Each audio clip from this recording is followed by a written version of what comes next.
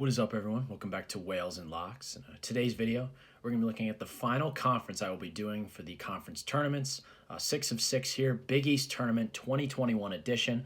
The interesting thing about this tournament is a lot of the top teams have definitely been struggling lately for all different reasons. So let's get right down to it. Number 8, Georgetown versus number 9, Marquette here.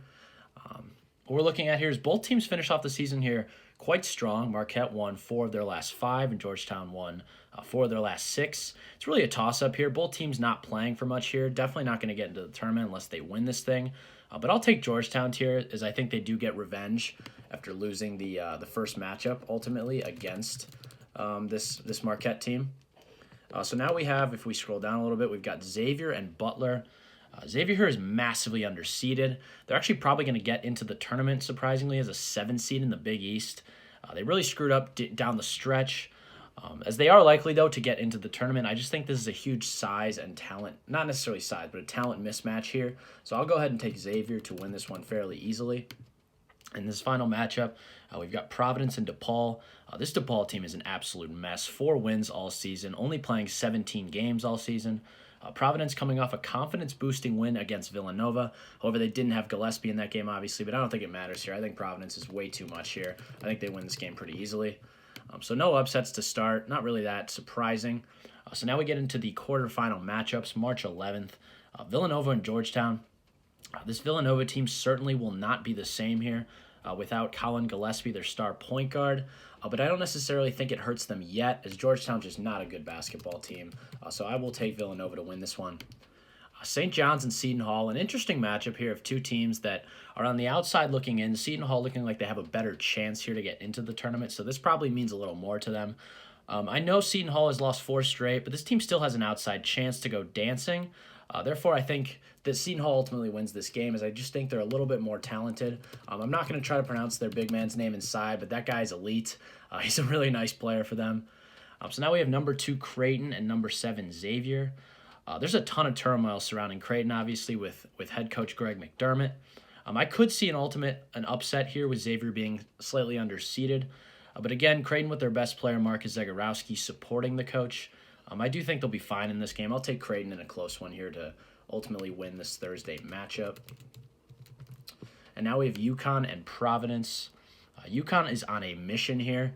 James Bouknight is looking very reminiscent of some of the guys from UConn's past, like Kemba Walker and Shabazz Napier, in terms of scoring and ultimately getting their team wins. So I like UConn to win this game and move on here to play Creighton. So we do have a 1-5 matchup here, Villanova-Seton Hall, and then a 2-3 matchup following. So we have Villanova-Seton Hall, as I said.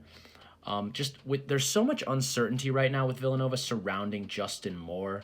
And obviously no Colin Gillespie. I think this Nova team is deeply flawed, not having those 2 guys, 2 point guards really potentially on the floor for them against the Seton Hall team. That I do think if Seton Hall were to get this win here against Nova, it would probably put them in the field. So I do think Seton Hall mans up here and pulls off the upset. I'm just not a big fan of Villanova anymore with the loss of Gillespie and potentially more.